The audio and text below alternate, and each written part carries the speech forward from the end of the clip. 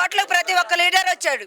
ప్రతి ఒక్క లీడర్ వచ్చారు. మేము వచ్చాము. మరి మమ్మల్ని మాకు పట్టాలు ఇస్తామన్నారు. మేము వాళ్ళ చుట్టూ మరి పట్టాలు వస్తాయంటే ఎవరికైనా ఆశే కదా, ఆశ ఉంటుంది. కానీ మేము అందరి చుట్టూ తిరిగాము, గెలిపించాము.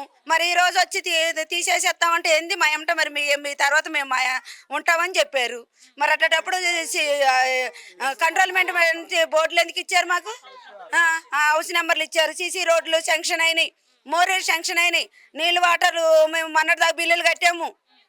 ఇప్పుడేమో మళ్ళీ మీరు ఇట్లా మమ్మల్ని ప్రతి దానికి టెన్షన్ పెడితే మేమేమో సస్తే ఎవరు బాధ్యులు? మా ప్రాణాలు ఎవరైనా తిరిగి తెచ్చిస్తారా?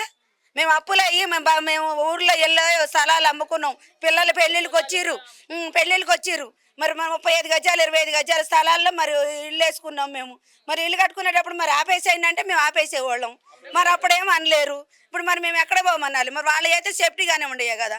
మేమేనా ఉట్టికి వచ్చామా? ప్రజలు ఓట్లేసి మిమ్మల్ని గెలిపించి మేము ఉట్టికి వచ్చామా?